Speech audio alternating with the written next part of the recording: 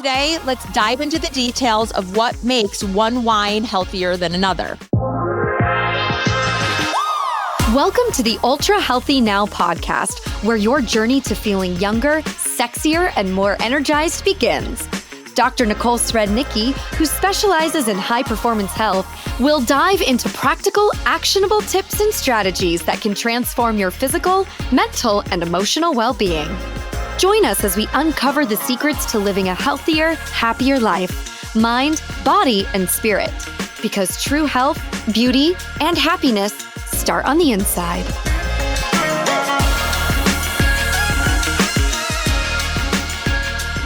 Hello, and welcome to Ultra Healthy Now, the weekly podcast where we dive into the journey of maximizing your health potential. I'm Dr. Nicole Srednicki, founder of Ultra Healthy Human, where we specialize in high-performance health for high-performance people. Let's face it, alcohol isn't the healthiest choice, but sometimes we indulge. In last week's episode, I mentioned that in 2023, the U.S. consumed 759 million gallons of wine. Clearly, this is something worth talking about. Life is about balance, and while I'm not recommending that you start drinking, if it's part of your life, it's important to be informed. And who better to inform you than a doctor and a sommelier? So today, I brought a special guest to share some health tips about wine and answer some of those questions that might be lingering in your mind. Joining us today is Mr. Jared Gasman, attorney and sommelier. He's a 20-plus year wine enthusiast, starting back when he worked in a beach club in high school. Last year, he was awarded the WSET Level 3 certification, which involves a written portion as well as a blind tasting portion. He frequents Som Guild seminars and also competed in a Miami wine tasting competition where he was able to identify 3 wine grape types, region, and vintage. He continues this hobby by traveling to wine regions, most recently Piedmont and Rhine Valley. Further, he owns a boutique law office in South Florida. Well, based on the 9/10 of your bio being about wine, I think it's fair to say you enjoy wine more than law. Just kidding. So I asked him to share his wine accolades. Jared, welcome. Thanks for taking the time to be on the show. Thanks so much for having me, Nicole. I appreciate it. So first off, tell me, what does WSET Level 3 certification mean? So there are a couple of different certifying bodies across the world. One that WSET stands for Wine Spirit Education Trust. They're based out of London, England, and they are just a very well established group that, certifies all over the world. And basically everything gets sent back to them, and it's highly regulated, and you basically know after working with them and getting certified a certain level of baseline of wine knowledge, because in order to move to the next one and so on, you've established a certain level of competency. Very cool. And how many levels are there? So there's technically 3 levels. The next one is, they call it a diploma, but that takes 2 years worth of courses. And, I'm trying to figure out whether that is going to work into my schedule or not, because it's a big time commitment. Yeah. Awesome. Well, thank you. And congratulations on already making that far, in addition to running your law practice. Well, thanks. And what's your specialty again in law? I do estate planning, wills, trusts, and estates, and I do probate as well as probate litigation. So a lot of times now I'm starting to hope to cover a little bit more of these estates that have maybe bigger wine collections, so that I can establish, how the funds are going to be distributed, or with the valuation of some of these wines, because some people just sell them and they don't know necessarily how much they're worth. So. Yeah, for all of the entrepreneurs out there, I think wine collecting has actually become rather popular, and in some cases can be an investment. So that's really cool. So last week we explored how allergies to shellfish, eggs, dairy, and yeast might be a culprit behind some of your wine reactions. And today we're going to take it a little bit further by discussing wine terms and what they mean, sugar, some of the health benefits versus risks, recommendations as far as intake, and then wine regulations in the US compared to the EU and other countries, and then a few of the least healthiest wines. So, growing up, my parents were in the restaurant business. And so we've always been kind of food centric in our family. And we've always enjoyed gathering around meals and having conversations, savoring flavors. And wine was often part of that experience. It wasn't just about having a drink. It was about the ritual of sharing something special. I remember my parents letting me take small sips of wine, teaching me to appreciate the taste, but also to respect it. Wine was part of the dinner experience, a bit like the cherry on top of a well-run business. Nice to have it, but it's not the core. As I grew older, my relationship with wine evolved, and I learned to ask more questions. Where is it from? How is it made? And most importantly, how is it going to affect my health? Think about it like this. Choosing the right wine is like making an informed health decision. You want to know exactly what's in it and what impact it will have on your body. So today, let's dive into the details of what makes one wine healthier than another. So Jared, what are some of the biggest misconceptions people have about wine when it comes to health? Well, I think that a lot of people tend to read a certain article or, some kind of blog post that says, red wine is so important for, stopping cancer or, with heart disease. And a lot of people use that kind of very basic little statement and expand it to cover, maybe a larger amount of consumption than is, it was tested in the laboratory environment, to put it mildly. But I think that, and so there's just a lot of people that, well, I'm drinking this red wine here to make myself healthy. And it's not, as much as I wish that were the case, I kind of can't, I can't subscribe to that notion necessarily. Yeah, that is a very good point. So I think I'll touch on some quote health benefits. So when I looked into some of the studies, there was a study by Mayo Clinic that said red wine, because of its antioxidants called polyphenols, may help to protect the lining of the heart, reduce inflammation, and raise your good cholesterol. So that sounds really cool. So there's a possibility behind that. But then, sometimes when they take polyphenols and kind of break them apart, you always hear the buzzword resveratrol. And they say, oh, resveratrol and heart health. Awesome. And that's true. There's a lot of great studies on resveratrol, but because resveratrol is in wine, somehow they tie that in and then say, it can be very resveratrol because it's in the wine. Now we have all these benefits. However, the average resveratrol in a glass of wine is about 1 milligram. And the average recommended dose of resveratrol is 150 milligrams. So I'm not recommending drinking 150 glasses of wine. So that, this is an example of how the evidence is very mixed. But resveratrol is a type of polyphenol, which is in red wine. And there is a lot of polyphenol in red wine. So, I think that's why like Mayo Clinic came out with, they didn't specifically give that resveratrol study, but they did talk about the polyphenols and antioxidants in red wine. And, as we've talked in past episodes, antioxidants are a great way to protect your cells from oxidative stress, which is like that rust. And then there has been some research, particularly in studies in Mediterranean populations, suggesting that moderate wine consumption is associated with a longer life expectancy.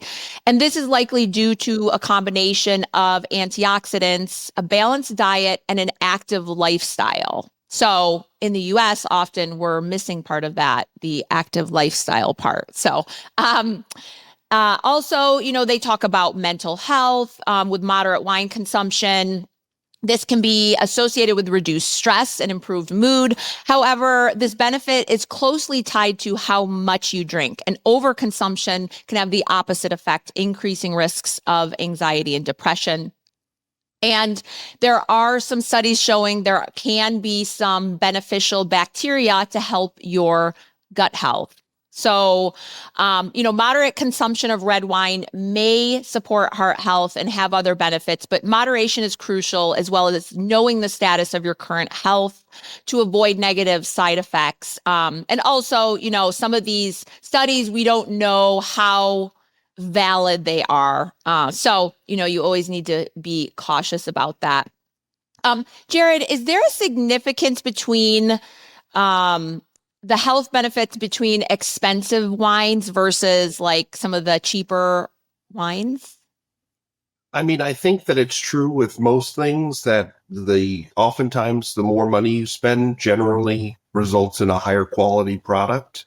And what, you have to take into account is it's just like anything in cooking, or you always hear these chefs on Netflix or whatever, or the Food Network saying, I have to pick these high end ingredients because if I don't, the whole dish falls apart. And I think the same thing is with wine. So if you're getting your grapes from an area that's rich in, mineral content in the soil and things like that, that's going to go forward into the wine and improve the overall experience. And similarly, a lot of the wine that's made here in America is made in less glamorous areas than the Sonoma Valley or, Napa Valley. And like most of it's in the Central Coast. And these are large farming operations that are trying to grow as many grapes as possible in the cheapest way ever, which is going to give rise to wines that you're going to find at like your local Trader Joe's or something else in the very low entry level. So I believe that the quality of the grapes is probably going to impact your health. I know that I can only speak to myself, I feel a difference drinking better wine, quality wine, than the thing moved through, a mass manufacturing factory kind of setting. Yeah, that makes sense. It's kind of like when the farmers are investing more into their land and the winemaking process, we're going to end up with a better result. And there's many parallels, like, I've talked about in the supplement world, quality supplements versus just the generic thing you get at, the pharmacy or some random online store. And just like food you buy, organic versus, some of the cheap brands out there, right? You're going to get a lot more health benefits from the healthier food. I'll jump into the health risks now of wine, since we just talked about some of the potential health benefits. So alcohol dependence, right? We always want to be aware of this. Regular consumption of wine can cause risk for dependence, especially when it's used as a coping mechanism. It's important to drink mindfully and avoid relying on wine for relaxation or stress relief. There have been studies that show that if you are drinking wine, it can increase cancer risks because it is classified as a carcinogen. So, if you are at risk, at increased risks of certain cancers, you want to be very mindful, and just in general, know that's a risk. Liver disease. Excessive alcohol consumption is a major risk factor for liver disease. So it can affect your liver in several different ways. Also, weight gain, because wine does contain calories, and frequent consumption can lead to weight gain, and that can increase your risks of obesity-related conditions such as heart disease and diabetes. So, Jared, for someone who's watching their weight or managing their blood sugar, what would your top recommendation for choosing wine be? I'd probably say that you want to go with the drier wines. Then you're going to want to go with the sweeter wines, as one would imagine, in this kind of scenario. Okay. For the most part, I'd say 95% of wines that you're going to find out there are dry wines. We really don't have a whole market for sweet wine in this country at all, because I think people are a little bit more health conscious about that particular aspect of it. And, but really that ultimately the sugar comes from what we call, it's residual sugar, or as they call it in the business, RS, which is what you leave in the wine after the grapes have gone through the winemaking process. Because as you know, when the fermentation process is going through these, the yeast are eating the sugar, which produces the alcohol. So sometimes they'll stop a fermentation, which will allow these RS, buildups to occur. And, so basically, if you're looking at a bone dry wine, there's going to be basically kind of less than 1 gram of RS in there. A dry wine is going to have anywhere from 0 to 6 calories and maybe 1 to 10 grams per liter of RS. An off dry, 6 to 21 calories, 10 to 35 grams per liter, and so on and so forth until you get into the very sweet, where you could have as much as 220 grams of sugar per liter left in there. So it's a wide gamut, but for the most part in America, we're drinking the dry, kinds of, normal wines that you're going to buy at your local grocery store or high-end wine boutique. Okay. So we're going to kind of circle back. I want to talk more about the sugar in wine, but I'm just going to finish up here so I can tie up some of the last few health risks that I wanted to cover, just because it is an important part of this topic. Taking mental health into consideration, while moderate consumption might have some protective effects, heavy drinking is associated with increased risks of anxiety, depression, and other mental health disorders. So if you are already having an issue with anxiety and depression, drinking should definitely be off the table. Also, be careful with interactions with medications or even supplements. Be aware of what you're taking, because the alcohol can reduce the effectiveness or increase the risks of side effects.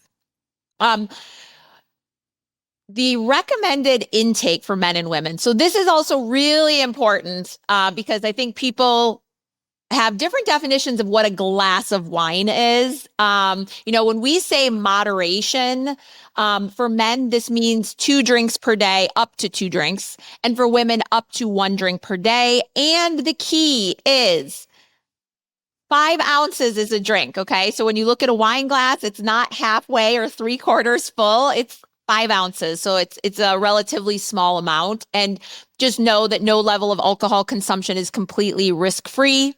Other considerations that you should always be aware of are age. Sometimes in the older population, they can be more sensitive to wine and its effects. If you have certain health conditions like a liver issue or cancer, you should be avoiding it altogether. And of course, in pregnancy, women who are pregnant or planning to become pregnant should avoid alcohol due to the risk of fetal alcohol spectrum disorders. So just keep in mind, 5 ounces. So the next thing, what I want to do, I kind of want to jump into, let's go back to sugar. Everybody's always asking me about sugar. What are the healthiest wines you can drink? So based on what you just said, in general, a lot of the wines, are going to be like on the drier side, right? So one thing to differentiate is that you want a dry wine like a red or a white versus those sweet like dessert wines, Moscatos, stuff like that. But then when you actually try to break down how much sugar is in it, when you look at that dry red, white wine, there's not that much of a difference, correct? Yeah, I don't think you're going to notice a big swing. It would be like, taking a chocolate chip cookie versus an oatmeal raisin cookie. I'm sure but it's going to be a marginal difference. Okay. And then, so you kind of talk about like this residual sugar. So when you say, well, there's like 2 grams of residual sugar, is that the same as like the total amount of sugar that's in that glass of wine? Or do they also measure, they'll say, well, there's only 2 grams of residual sugar, but, does that, like, I know some wineries will like add sugar. So is the residual sugar different from when you have that glass of wine? What's in there? Yeah, I mean, essentially, you just think about it in the same way you think about any amount of sugar in there. And a lot of the times they're not going to be marked on the label. And in fact, one of the parts of doing a deeper study, a deeper dive into wine, a lot of people think that you're doing this blind tasting, for parlor tricks and things like that. But really the ultimate purpose of it is to, especially now in this world of like hyper marketing for everything, the study of wine, and especially the value in tasting it blind, is you begin to develop a schema in your mind of how the wine's supposed to taste and what things you're looking for. So if you're drinking a wine, especially the more you're drinking in the kind of this environment of studying it, you'll be like, okay, I'm picking up on RS in this, because you'll just see it. You can kind of look at it because maybe the viscosity will be off, but for the most part, the wine is you're going to have to taste it in order to know it. And one of the things too that's important to keep in mind is the fact that, as humans, we're like not really good at detecting sugar necessarily right off the bat, so we have to kind of build you. So you've got to kind of be vigilant as you're drinking it. And, be also, since they're not going to have to be forced to put it on the label. So, but there's something it's important, but it's going to require a lot more digging on people's behalf. I think ultimately the way that you're going to drink healthier wine is to do more research at the end of the day, which some people are willing to put in the time, some people aren't. If you're willing to put in the research, a lot of these vineyards put out what are known as tech sheets, which will give you the breakdown of everything in it, including the residual sugar. And I think that's going to give you that'll be a much faster way to getting to the bottom of kind of what you were asking, I think. Yeah. So thank you for that. I think that's actually what I've done. I've actually reached out to, when I find a wine that I really like, and it might be, at my clinic, we have like an annual Christmas party where I invite all my patients. And I just like myself, I bring in all the best food, I bring in the best wine. And so then, then I will take one of these wineries that I have built a personal relationship with. So I can assure, these are like, from my wine knowledge, I'm not a sommelier, but these are like the best wine options. And it's really cool. Some of the wineries, they're excited to talk to customers because, when they have a good product, they are like, they want to educate you about it. So, if they don't want to talk to you, I don't know if that means like maybe they, are adding sugar or doing things to the wine that's, maybe that cheaper process. And so we're going to get into also today, talking about kind of different regulations and stuff like that. But so back to sugar, in your opinion, like if we're looking at red, white, champagne, which style has the least amount of sugar? I mean, that's going to be a tough question because for the most part, the production of red and white wine is very similar. The only reason, when you're making red wine, the must or the juice that comes out, it looks the same as if it does with a white wine. What ends up giving it that red color is the reintroduction of the skins back into it and to soak in and allow it to, which is going to incorporate more tannins and other things like that. But, so I think that for the most part, you're going to find that there's a very similar amount of sugar in a lot of these because of their similarity in the production for the most part. Okay. I think a question that would probably be better to ask would be when these grapes are picked in their life cycle. If they're picked early, they're going to have less sugar in them. But if they're picked later, like for instance, if you have some of these, the noble rot that occurs in, all over the world, but in Bordeaux in particular with Chateau d'Yquem and things like that, where they're trying to raisinate the grapes and all of this other, that's where more sugar is going to build up in the actual grape that's going to inherently be put back into the wine at the end and give that sweetness. Okay. So, so for the red wine, when you say what gives it the red color is that they put the skins back in it. I think kind of going back to those health benefits. And when you look at a lot of the wine studies, more so they talk about the red wine. Would you say that because of those skins they're putting back in, is that why they say that the red wine has more antioxidants and potential better health effects? I think that's pretty safe to say because I think a lot of it's going to come from the skins and things like that, and maybe the pits and other things. I mean, it's about using the whole fruit. I mean, I think that you read about blueberries and all these other berry fruits that are very good for their antioxidants. So, I mean, I think that by putting more of that fruit back into the final product is probably going to be of some health benefit. And I think for the most part, you're right that they're talking about red wines most of the time as opposed to the white wines because you're getting that little extra boost of, kind of organic material. Okay. Okay. And then just going back to the least amount of sugar, I was doing just a little bit of research on it, and it, like, based on what I was seeing, it seems like you said, it's kind of all like negligible, but like champagne seemed to be a little bit lower than like red or white wine, depending on the type of champagne that you're drinking. Is that true? Definitely. And one of the things too, I think that anybody walking through a champagne or sparkling wine aisle, is going to notice a lot of extra verbiage on the label a lot of people, I've had friends in the past that say, oh, I only drink brut. I won't drink anything else. And, they probably have had more good experiences with brut because it's more commonly produced, but that's not to necessarily mean that that's the one-stop shop. But like we were talking earlier so basically champagne comes across, there's 6 versions. And when I say champagne, please allow me to, I'm just saying it in terms of, because it's the most widely accessible version for people to think about. But a lot of it does apply. Sorry, but do you mean like, are you saying like sparkling in general? Correct. Yeah, I'm saying sparkling wines in general, but I'll stick specifically with champagne for now because there's the most regimented. You've got the bottom level of it's called Brut Nature, which means that it has less than half a gram of residual sugar. Then you go up to extra brut, which is less than or equal to about a gram of sugar. Then you go to brut. So now my friend that might have said that they only drink brut is already in the 3rd level before, so she didn't really even was aware of the other 2.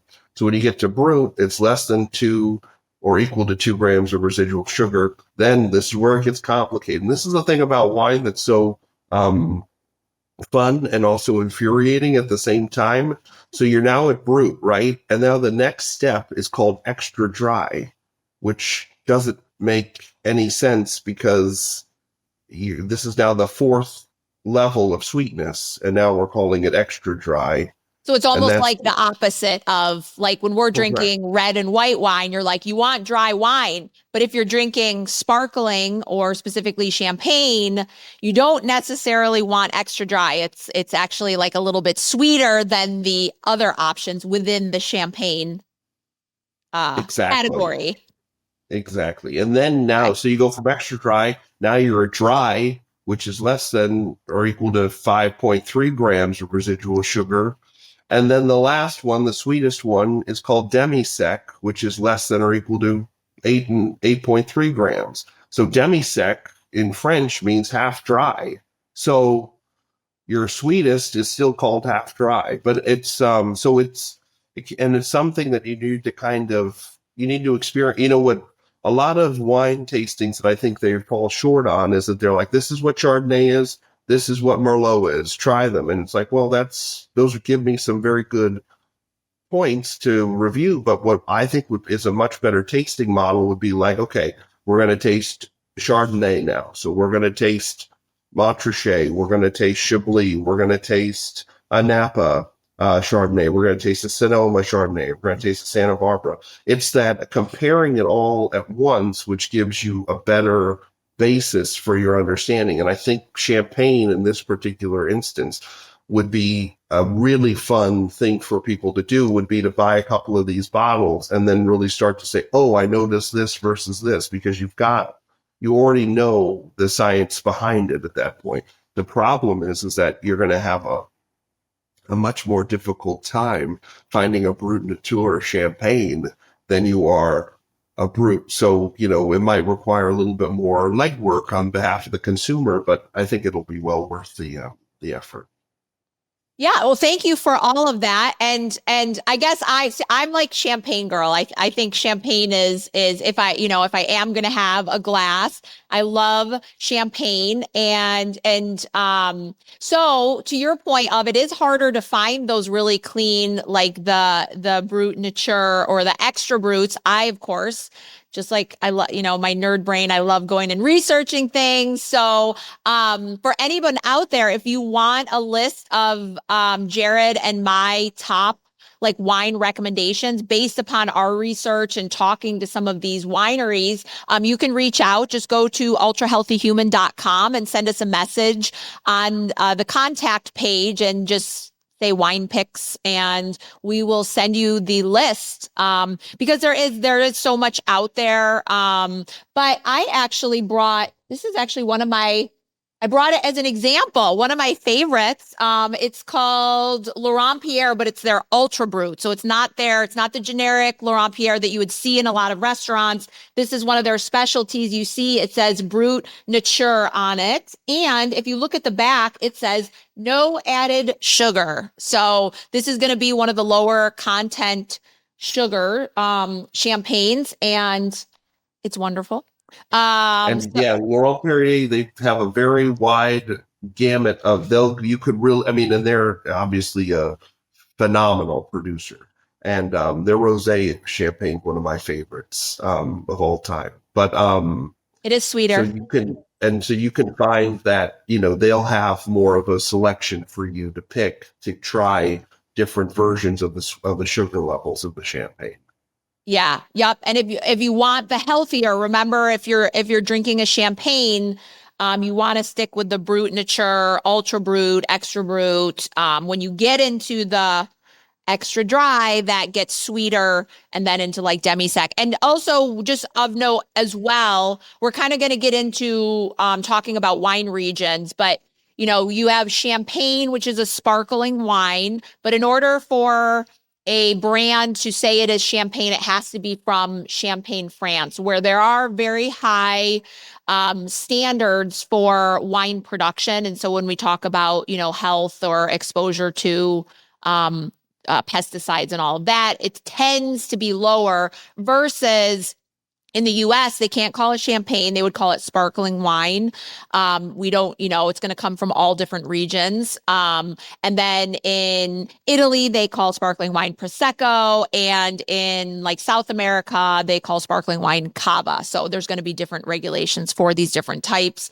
I tend to like, more of like the champagnes because of those potential, it's easier to seek out some of the healthier wines. Can I just piggyback onto that real quick, Nicole, for a second? Because this is a great like buyer trick to put into the back of your mind when you're going to look for sparkling wines. Mm-hmm. Nicole's 100% right on champagne's got to come from that specific part of northern France, but you got to remember that the rest of France is making fantastic sparkling wines, and they're called Cremant, Cremant. And if you find a Cremant, you're going to get the best value on the market that you could possibly find. And those labels should specify kind of what the sugar is. But I'm telling you, if you find a Cremant de Loire or de Bourgogne, you're going to be very happy, and you're going to be the hit of any party you go to for a fraction of the cost. Awesome. Thank you for that tip. So then let's jump into decoding these labels. So when you do walk in the wine store and you're trying to find one of those wines that might be a little bit better for you, you see terms like, well, a lot of times you don't see these terms, but you want to seek out some of these terms like natural, organic, vegan, biodynamic. Jared, tell us, what do these mean? So vegan is a newer one that's on the scene here, and it's it's a very welcome addition. As always, I'm sure a lot of your listeners are vegan, have a vegan diet, and ironic thing is you think of, well, we're making basically grape juice with alcohol in it. Why wouldn't it be vegan? And that's a good question, because it's really not in the traditional production of it that's happening. It's, I mean, in terms of fermentation and things like that, but there are parts where you have to filter. We call it fining too. So you're removing these undesirable elements that are going to impact appearance or flavor, and the stabilizing process, because when it starts to be put in a bottle, it's going to have a new life on its own. So traditionally, a lot of these products to do the filtering and stabilizing have been animal products, which include egg whites or, basically other proteins found in milk. And, they've been used to help filter the thing. Shellfish. Right, exactly. So, and so vegan wines are made without any animal products. So the winemakers leave the products to sink naturally to the bottom, or use non-animal fining products, usually bentonite, a form of clay or pea protein. But there are other animal products that some producers use, words like beeswax to seal a bottle, or, in some of those corks that are made by, kind of making, little, where they're kind of like particle corks, that there are some milk-based glues in that. So if you're a vegan, you're going to want to look to make sure that it says vegan on it, because you could unintentionally be having some animal products that might be not in your, your hopes for what you're going to be consuming. Okay, so for those people out there that are maybe have an allergy or a sensitivity to eggs, milk, or shellfish, they should really be looking out for that vegan wine label. But the only thing with vegan wines is you might not necessarily the way the grapes are grown. I think you just want to be careful, are they conventionally grown, or do they take that next step of organic or biodynamic? So do you want to touch on like what those are? Sure. So like most farming products, there is a need for pesticides, but a lot of producers in the US, and I mean, it's been going on in Europe for centuries, but they like to use, let me start with biodynamic, because that's kind of, it's kind of on the up and up now, despite it being kind of the way that wine was always made before. But now that we're kind of moving away from maybe more of a factory, mechanization model. And essentially what we've got is, we want to biodynamic wines. They want to use everything in the vineyard and all of that other thing. So if you go through, like, particularly, you're going to see in a lot in Napa and other places, you're going to see a lot of cover crops that are going to be throughout. Like most typically, the one is these beautiful yellow ones of mustard plants that are going to bring back some nitrogen, because remember, you're growing these grapes the same exact soil every single year. So you've either got to cycle them out to different sites, or you've got to bring in other animals or plants that are going to vitalize the soil. So a lot of them are, also including having bees and other things like that are going to help, basically, help build up these grapes in a more healthy, sustainable way. So it's, and I think it's a very good way to, I think it's the responsible way, quite frankly, moving forward. But there aren't a lot of producers that do biodynamic wine. In fact, there's only about 620 in the whole world. So, I think though that it's going to be, especially as we improve some technology and ways to improve that, we're going to see, I think, an uptick maybe in the biodynamic wines. But I think you should always be on the lookout for producers that are like that, because generally they're going to be very excited to talk to you about it. Wine producers are just like anybody. They're so passionate about it, but they probably get asked the same three questions. If you take a winemaker and ask them, what's the next, what do you use, stainless steel, or, what do you use for, they're going to love you and be so excited to talk about it. And then they get a chance to go dive deep, and you're going to end up picking up on their passion too, which is going to make you enjoy the wine even more. Thank you. So yeah, it sounds like biodynamic, it's like more of a self-sustaining ecosystem. It sounds like they're using more of nature in the process versus those synthetic chemicals. So I like that, more nutrient-rich soil. So I think that's another one, like Jared said, a great one to look out for. It might not be on the label. I know personally when I've reached out to a couple wineries, they've actually told me that, yep, we are biodynamic. And sometimes you can find it on their website or just reach out to the winery. I know another one that I reached out to in Germany, the label got a little mutilated. I haven't actually tried this yet, but I do know of their winery, Schmalzried, and they are biodynamic. And if you look like on their website, they will tell you all about how they make their wine, and also free of they don't use any of those allergen type fining agents. So they use more natural fining agents, which a lot of times in Europe you will tend to find I think less of the fining agents, but that's not like guaranteed. So okay, then let's talk the difference between like natural wine and organic wine. Those are, the two other labels that you can kind of look out for on wines. So one of the things is that we've been seeing a very new push towards these natural wines, which can either, like most things, can be either really, really amazing or horrific in what you end up getting into.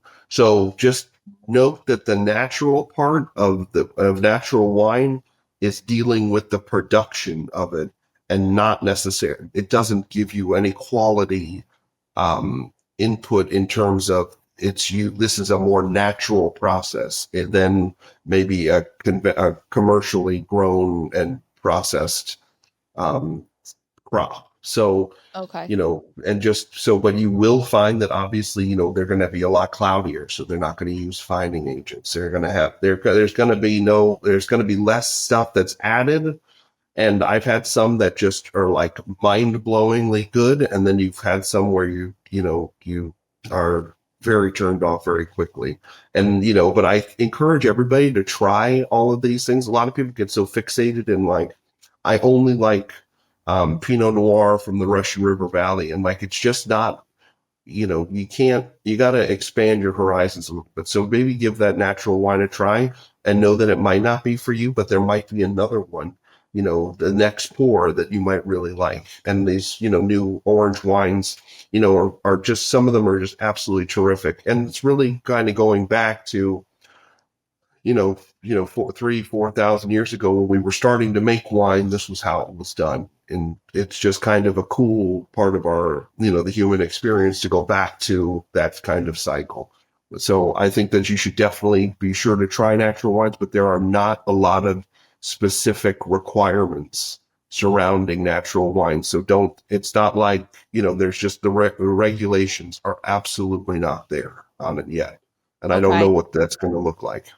Okay. So yeah, I think it's probably safe to say that a lot of natural wines kind of have an unpredictable flavor because there's like minimal intervention when they're making it. So like what you said, this is like the original way of making wine where they aren't manipulating it. They're using natural fermentation, usually like minimal added sulfites. You always have that natural sulfite that the wine naturally produces, but they tend to not add additional. But like what Jared said, sometimes you try it and two different natural wines could taste completely different. One, might taste like dirt. The other might taste Yeah. really good. But yeah, natural is, for those of you that just want super clean, then, fewer chemicals, additives, then, and you don't like sweet at all, natural might be the way to go. And then I think the last one is organic, which a lot of us are familiar with when as long as it's certified organic, which is required in the US and EU, if it is labeled as organic, it needs that certification that means that it's without synthetic fertilizers, pesticides, herbicides. What do you have to say about that? Well, I mean, you covered it a lot. They're fertilizing with compost teas, green manure, other cover crops. The other thing I want to make sure clarify is that don't think Biodynamic is only using cover crops. All of these vineyards are using it, but it's just an important part. But a lot of the time too, with these certified organic wines, they do rely on, some mechanical weeding or mowing around the wines to avoid insecticides. So, just things like that. And they don't also use genetically modified organisms. And as you said, they don't contain, any additional sulfites in it. Okay. Thank you. I came across the other day, whenever I go to the stores with my husband, he laughs at me because I just love to look at labels of everything, no matter what I'm looking at. And so I was at Whole Foods with him and he was getting fish, and sometimes they'll have like a featured wine sitting there. And so I picked up this bottle from France, and I thought it was really cool to see that on their bottle. So it does say contains sulfites. I think as we talked more about it on the last episode, but you're going to see basically all wines are going to say contain sulfites because of the natural sulfites in it. Now, what they pointed out on this is that it said it may contain only natural occurring sulfites. So with this, it seems that they don't add any sulfites to it. So I thought it was really cool that they actually separated that out. Sometimes you see it on a label, sometimes you don't, but it's nice that they don't have those added sulfites. So when we think about those sensitivities or sometimes some of those side effects that we get, this is another good choice. And in my experience too, Whole Foods is going to have a lot more of those kind of labels maybe than you would find in other places. They put a much higher priority on that kind of wine than, maybe your large brand liquor store. Yeah, I would say they definitely have a mix, but I think you're right. They do focus on, like, if you are seeking out one of those kind of specialty wines, they often will have a few options for you. So another thing I want to bring up is the alcohol content that's listed on the wine label. If there is a lower alcohol content, does that have a different effect on your health potentially? A low alcohol versus higher alcohol. Definitely. Higher alcohol content's going to mean more calories, right? And so you're going to want to go with the lower alcohol percentages to get less calories that you're going to take into. So, that's why, drinking like a lighter white wine or maybe a lower proof red wine, which are very, very common in Europe and are beginning to become much more prevalent here in America, as I think people are getting more health conscious and looking at the whole spectrum of, the American consumer is getting more and more educated every day about, these sorts of things. So I think that there's also a new opening of their minds of, oh, maybe I'll try this and give this a try. Just because I can't pronounce it doesn't mean it's bad necessarily. Thank you. Okay, the next thing that I want to talk about is wine regulations. Let's talk about like the US versus the EU, and let's start with the US and let's talk about regulations. Are there preservatives or artificial flavors added to wine in the US? Well, I think, Nicole, I could say that I speak for everybody in the wine community that says, you want to talk about wine labels and regulations? How much time do you got?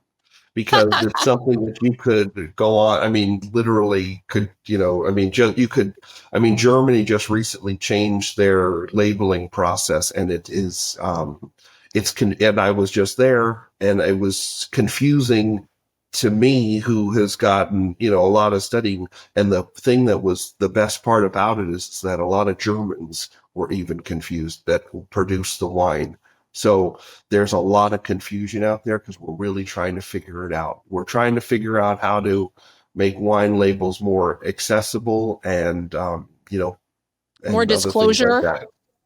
Disclosures, but more so that, especially with the rise of and importance of marketing, that so that the person reading the label doesn't have to have studied wine forever. They can figure it out, where it's going to end up on the quality scale. But to answer your original question, which I think was, whether or not, things are getting added or not to the wines in America versus in Europe. And for the most part, the EU has very, very strict regulations as to what can go into the wine, how many percentages of the grapes are going to be from there, and all of the processes that come along with it. Now, you'll notice on the label that there will usually be some kinds of tags and other maybe holograms. But the other thing, especially with really with Italian wines, that you want to look around the top of the neck of the bottle, and there should be a circular label around it, which will do. We don't have the time to go into it, but like the DOGC and all of that thing that are just, if you start to recognize which is the higher quality, you already know that it's going to have eliminated a lot of things that would necessarily might make the taste different. Now, on the other hand, America, we're kind of, as we're always we're the frontier, so we're always trying new things here. And there's a lot of production in the United States that occurs where they're adding a lot of things in to the wine that are making it more homogeneous and other things like that. A lot of the time you've got a very wide market share that you need to reach. And in order to produce that, there's no way that you could have that amount of grapes from a good spot, because there's just not, it's impossible to manage. So they have to take grapes from other places and incorporate that back into the wine. And there's all kinds of litigation that goes on. We could do a whole podcast on wine law, which I think would be hysterical to listen to because of all the naming rights and everything like that that's occurred. But one of the things that, you need to look out for in America that gets added to a lot of wines is a product called Mega Purple. And, this is something that I guarantee you, as an American and you've drunk red wine, you have had this and had no idea that it was in the product at all. And what it's done is it's basically, it's a grape juice concentrate by a company out in California, and it's a food additive. And so they're basically kind of taking these grape juices and other things like that are additives, and just, they're trying to enhance the sensory attributes. They're trying to capture a specific flavor that they think will be very popular with the American consumer. And for the most part, they're right. Most people are like, I really like this wine that's just delicious. And the more you get to, and this is why research is so important in what you're drinking, is that they can be putting in all kinds of, grape juice concentrates that are packed with sugar that you would never even know unless you take a look at one of those tech sheets. So just something to keep in the back of your mind. Wow, thank you. So I guess it's safe to say that in the US there's very relaxed regulations about the added sulfites, sugars, and even flavors. I mean, everybody on this podcast who watches this knows that I'm always like, check the label for natural flavors, check the label for natural flavors. And they don't have to list it. So when we look at these wine labels, it's not listed. That's why you kind of have to do your own research. Or I think one of my biggest tips is, unfortunately, there are some wonderful wineries in the US, but I get wines from outside of the US. Just because of these less stringent labeling requirements. So you don't know, are you drinking chemicals and all of these other things, which is so unfortunate. Yeah. Yeah. I remember when I first read that this sort of thing got added, I was horrified. And I thought I had been, paying attention to wine for a long time and had no clue as to what they were putting into it. Yeah. So if Jared, what would you say as far as countries or regions, which one would stand out to you as like one of the healthier areas? Oh boy, that's I mean, I really do kind of, I mean, health, I would say that for the most part, this is a dangerous question because there's, I don't want to offend any of my favorite wine producing countries, but I mean, when you come down to it, and I think that I'm going to answer your question in a qualified way, basically of what you're going to be able to find too. Like we're gonna have a much larger import of French wines than we would of Portuguese wines or Spanish wines, not for lack of quality, but just for lack of education among the consumers. But for me, I think that you're always going to hit a home run with anything French for the most part. I love my Italian wines too, and Italian wines offer amazing values. Um, that you just kind of can't beat. A lot of the time you'll be drinking and you'll be like, I can't believe I paid half the price for maybe a Chianti that could it's not going to have the same flavor profile as a cab, but could go toe to toe in terms of the experience of it. And so I think that, and the most important, and so I would say, and Germany and Austria are very fastidious as well in terms of what's going into it. I don't think you're going to find a country more focused on it than Germany, to be quite honest with you, because it's just such a deeply ingrained part of their culture is this biodynamicism. Like you mentioned when you pulled up that bottle earlier, that's more of the common course here than a lot of other countries because they're really focused on the environment. And I think that, and also just don't get into your mind that whenever you read Riesling, it's got to be sweet.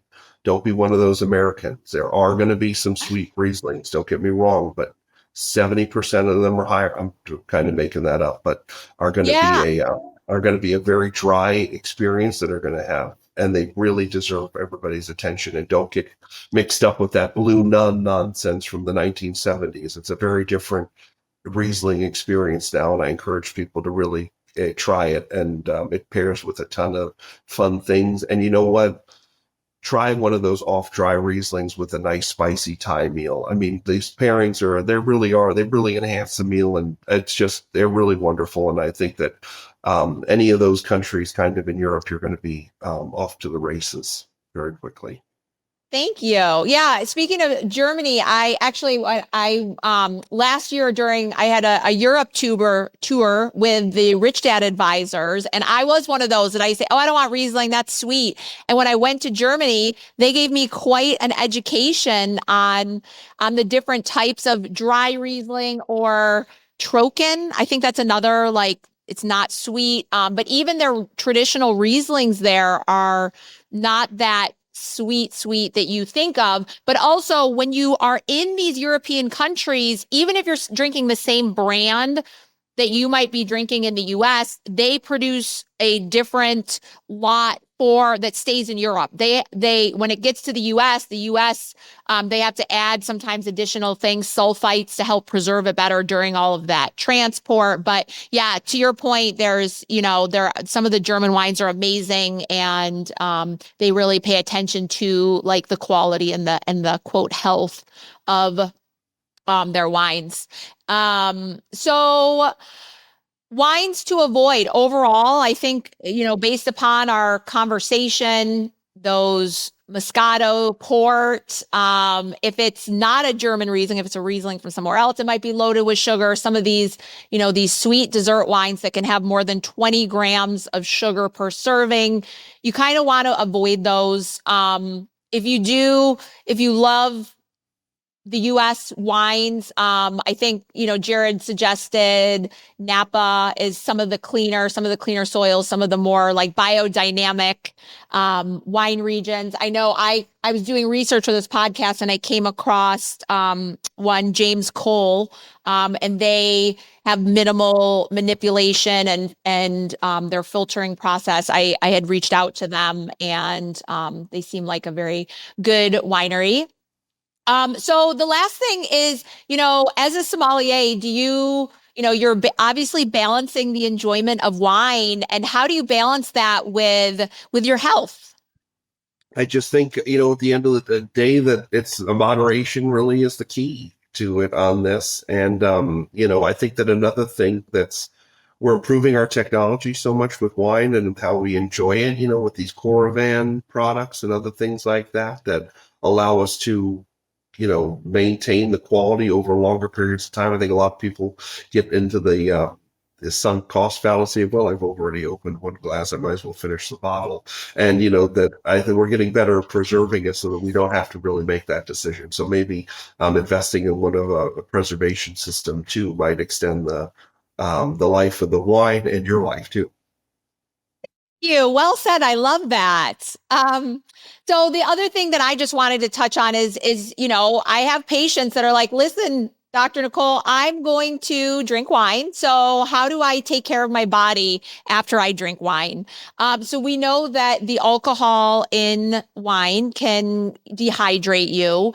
It can cause sleep interruptions, you name it, so on those days that you drink wine, you want to make sure absolutely stay hydrated, sometimes use some electrolytes. But I know personally, before I go to bed, I take 3 different supplements. I will take the stress modulator because, your cortisol levels are affected by alcohol. So I want to rebalance my cortisol. I'll take some magnesium glycinate. So, to give me some more of those, replenish those electrolytes. It also is very calming. So it can help you sleep through the night. And then ultra liver support. There are botanicals in here that show that, they're super healthy for your liver, detox that liver. And then the next thing is, I always talk about this. This is also why we detox. I recommend patients go through my 21-day ultra healthy detox twice a year. Or if, I had my honeymoon this year, I just got back from Croatia, you have your indulgences. So then you jump back on the bandwagon, do a 21-day detox to help get that inflammation, get those toxins out of your body so you can reset. I think those are some of my best suggestions. And also, if you want a list of just our tips on how to replenish your body after you have that wine, you can send us a message at ultrahealthyhuman.com. And in the contact page, just put the word replenish and we can send out our suggestions for you. So, Jared, real quick, top 3 tips for anybody choosing a wine. My top 3 tips. Do your research, number 1, which can mean the process of doing the deep dives on either their websites or contacting the vineyards. And you'll find that, like a lot of people, when they're doing the right thing, they're really excited to talk about it. And that could also include, too, that you should be researching it in terms of trying different wines from different regions and maybe things that you wouldn't necessarily have considered before. Don't get fixated on, I only drink Napa Chardonnay. It's the only thing for me. The other thing that I would tell you to keep in mind is, moderate your consumption on it and make sure that, you're drinking it responsibly. And the third thing is, always feel free to reach out to us if we have any questions. We'll be happy to do it for you. Thank you so much, Jared. I think you covered most all of it. We covered a lot here today. This was such a fun topic. Everybody's asking questions about it. We're getting into the holiday season. So if you're, hosting a party and you want to give some quote healthier options to your guests, I feel like we've covered a lot here. So thank you so much for your time today, Jared. And I want to thank everybody for joining us today on this episode of Ultra Healthy Now. And if today's episode sparked your interest in maximizing your health, or if you have any more questions about wine picks or some of the health-related issues surrounding it, you can reach out at ultrahealthynow.com. You can also explore our specialty formulated supplements, ask questions, suggest topics for the Ultra Healthy Now podcast, or schedule a consultation. At Ultra Healthy Human, your health, beauty, and happiness begin from the inside. And remember, without health, you have no wealth. Visit us at ultrahealthynow.com and start your transformation today. Thank you. Thank you for tuning in to the Ultra Healthy Now podcast with Dr. Nicole Srednicki. To discover more, visit ultrahealthynow.com and jumpstart your wellness journey with our 21-day detox program, a total body reset, more energy, better focus, and weight reduction. Our carefully formulated, high-quality supplements will aid in a new level of wellness. Don't wait. Unleash the ultra-healthy human within you. At Ultra Healthy Human, Eastern and Western modalities are combined with cutting-edge technology to guide personalized health programs to help you tap into the limitless potential of your mind and body. Because true health, beauty, and happiness start from within. Remember to subscribe, like, and share this episode wherever you listen to podcasts. And before we sign off, I want to make it crystal clear that the information presented here is for informational and entertainment purposes only. This episode should not be considered a substitute for professional medical advice, diagnosis, or treatment. And while we strive to provide accurate and up-to-date information, the content discussed in this podcast is based on general knowledge and research available at the time of recording. Medical knowledge and guidelines can evolve, and what we discussed may not always reflect the most current research or recommendations. If you have specific health concerns or questions, we strongly encourage you to consult with a qualified healthcare professional or a medical specialist who can provide personalized advice tailored to your unique circumstances. Every individual's health situation is unique, and what works for one person may not be suitable for another. This podcast is a presentation of the Rich Dad Media Network.